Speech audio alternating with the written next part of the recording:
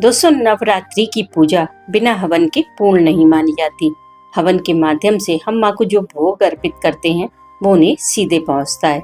इससे घर में पॉजिटिविटी आती है और हमें माँ की कृपा भी मिलती है।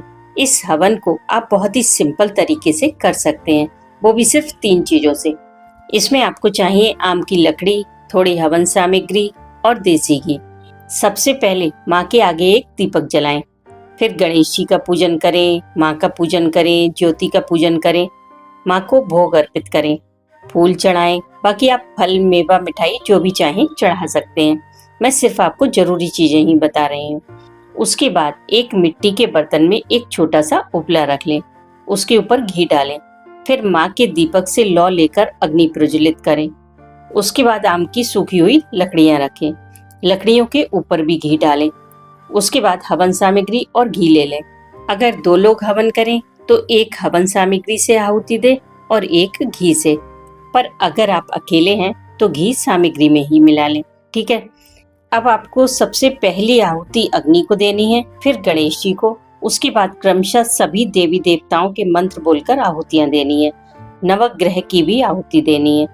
ये आहुतियां सबको देनी चाहिए।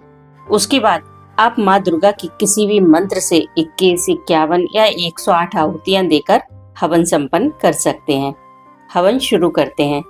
ओम अग्ने नमः स्वाहा, ओम गणेशाय नमः स्वाहा, ओम गौर्याय नमः स्वाहा, ओम वरुणाय नमः स्वाहा, ओम सूर्यादि नवग्रहाय नमः स्वाहा, ओम दुर्गाय नमः स्वाहा, ओम महाकालिकाय नमः स्वाहा, ओम हनुमते नमः स्वाहा, ओम भैरवाय नमः स्वाहा, ओम कुलदेवताय नमः स्वाहा, ओम स्थान देवताय नमः स्वाहा, ओम ब्रह्माय नमः स्वाहा, ओम विष्णवे नमः स्वाहा, ओम शिवाय नमः स्वाहा, ओम जयंती मंगला काली भद्रकाली कपालिनी दुर्गा क्षमा शिवा धात्री स्वाहा स्वधा नमस्तुते स्वाहा। ओम ब्रह्मा मुरारी त्रिपुरांतकारी भानु शशि भूमि सुतो बुधश्चा गुरुश्च शुक्रे शनि राहु केतवा सर्वे ग्रह शांति करा भवन्तु स्वाहा। नवग्रह आहुति के बाद आप ओम ऐं ह्रीं क्लीं चामुंडाय विच्चे इस मंत्र से 21, 51 या 108 आहुतियां देकर हवन संपन्न कर सकते हैं।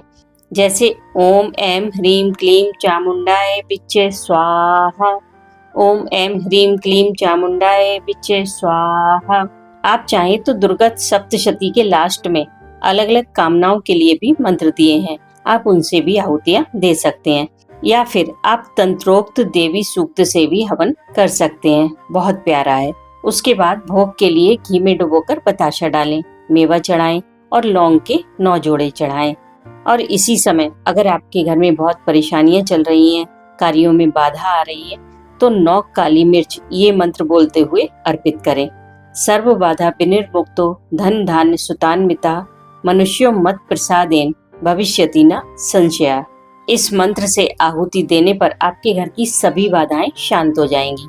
और लास्ट में पूर्ण आहुति दें, जिसमें सभी घी और सामग्री को मिला लें।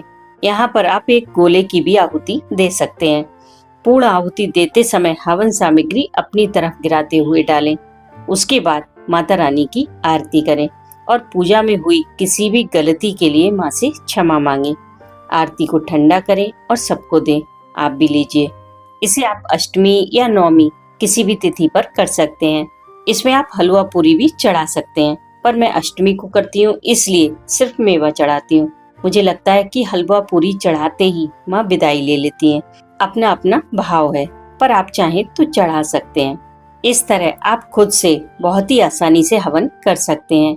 इस हवन से घर की सारी नकारात्मक ऊर्जा समाप्त हो जाती है और हमें बहुत सारी पॉजिटिविटी मिलती है।